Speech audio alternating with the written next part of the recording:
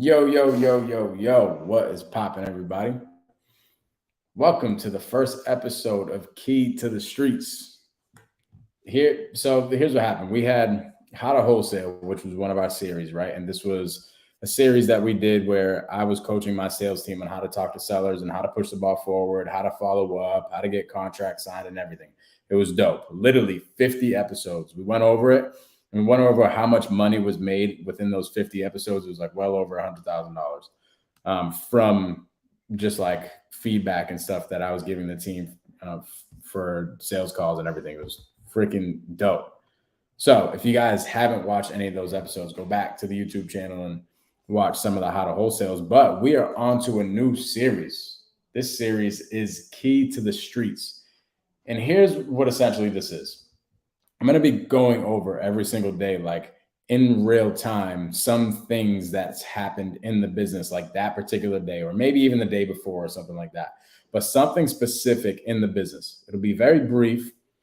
It won't be a crazy long video like the How to Wholesale videos are. They were typically like 60 minutes long. These will typically be about 10 minutes, but it's going to be going in depth of something that happened in the business or something that we implemented in the business or just something that happened that, we went through that we had to go through in order to push the ball forward, right?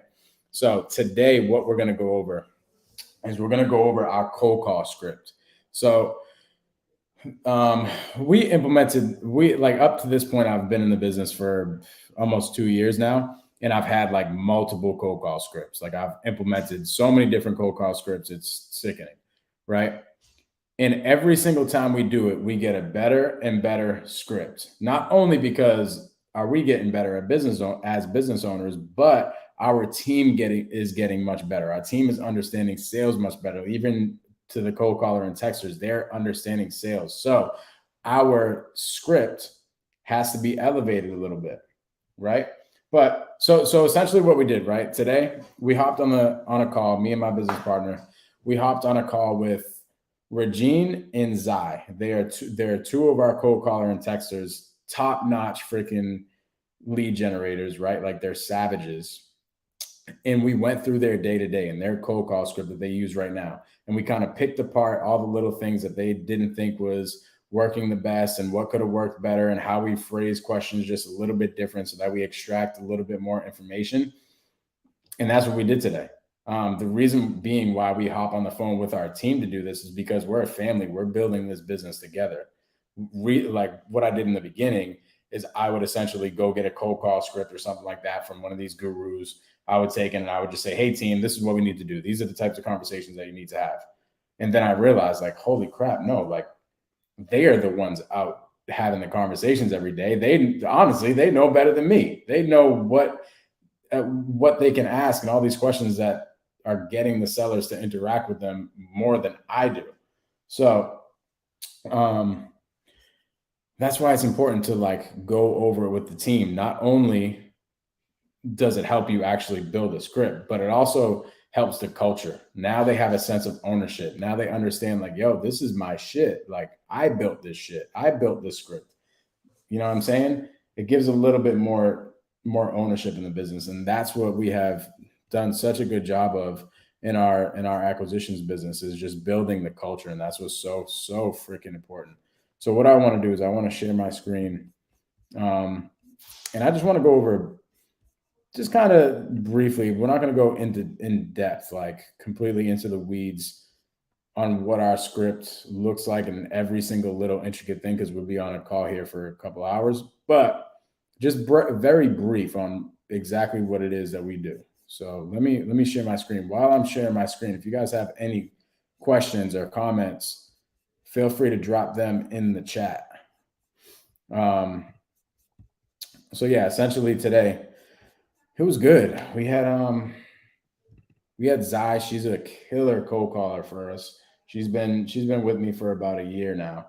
Just absolute killer, like absolute savage. She helped us out, really build this thing out today. But I'll just give you guys the gist of what our let me see here of the basis of this. Hold on now. Here we go. You guys should be able to see that. So easy, right? What's the first thing that we got to do? Let's call this the cold call script.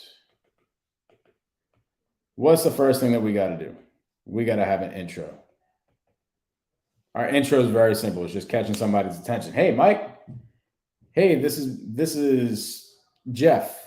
I'm calling from Silver Homes. We buy houses in the area. Have you ever thought about selling your house? Boom, you get them to say yes. Now what happens? Okay.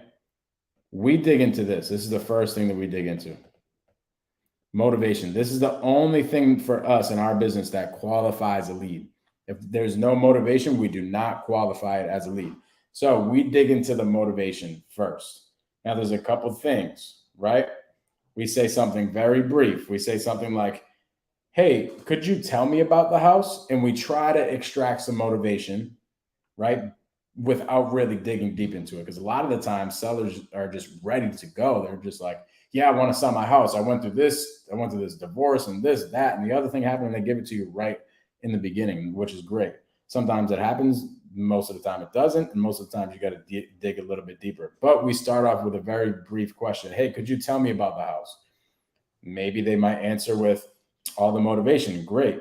You did your job, right? The cold caller at that point did their job, and they just got to get a couple more things, and we'll list that at the end. But what happens when they didn't get the motivation? They're very vague. They're like, oh, well, what do you want to know about it? And all these things, right?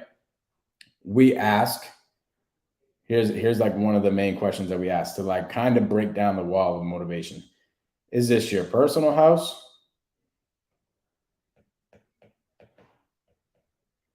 Or is this a rental for you?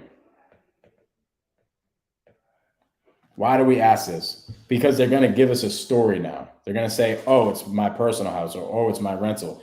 Now it's a little bit of a story that we can follow up on. So if it's a rental, we might have the girl say something like, oh, great. How have the tenants been with all this COVID stuff, right? They follow up. They actively listen to what they said, rental and personal house, and they follow up on it. Hey, how has it been with all the COVID stuff with your renters? Have they been paying or whatever the case is? And they start to try to build a story, right? Same thing with personal house. Great. How has the moving process been so far? They follow up on any type of question that could make sense as far as motivation when it comes to the rental or whatever, right? However, sometimes they still haven't got any information from there. Like maybe they say at this point, oh yeah, the tenants were freaking terrible or whatever the case is, and they start digging into motivation. Maybe they do that or they don't. Let's just say that they don't. What do we ask then? We ask, well, it seems like you're in a good situation, right? It seems like you got some good renters. It seems like this is a nice house that you're living in. What's got you interested in selling? Okay. What's got you interested in selling? Now they give all the information of why they would ever be interested in selling, or maybe they don't. And if they don't, they go through a disqualifying process. If they do, then great. This is a lead, but we still have a couple more things to get. We still got to get, okay, great. You want to sell because you're going through a divorce and all these things, right? But hey, what price do you want?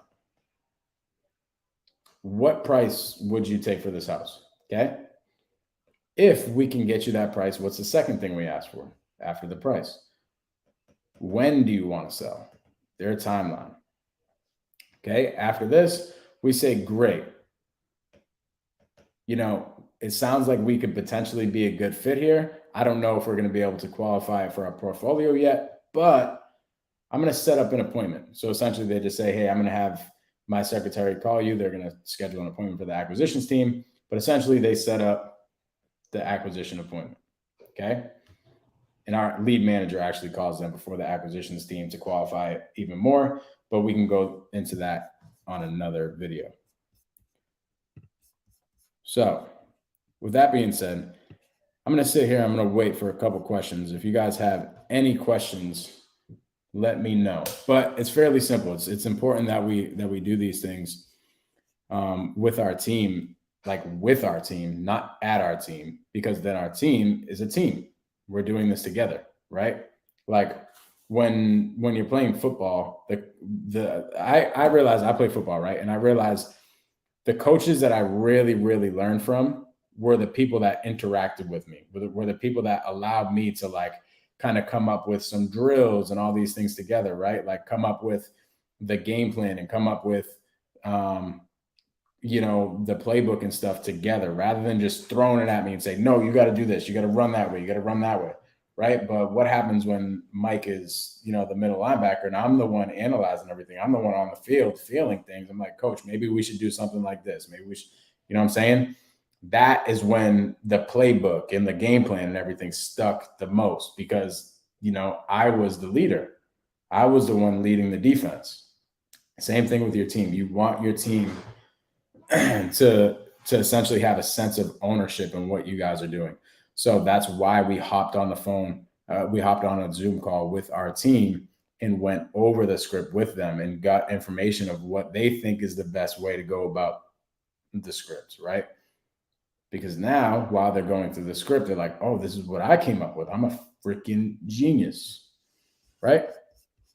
So I hope this helped y'all. We're going to be doing more of these key to the streets. Literally, this is all it is. It's like every single time I go through something in the business, I get a little key and I'm giving you guys that key. Every single time I'm going to go through, this is going to be like every single day, Monday through Thursday, maybe Fridays.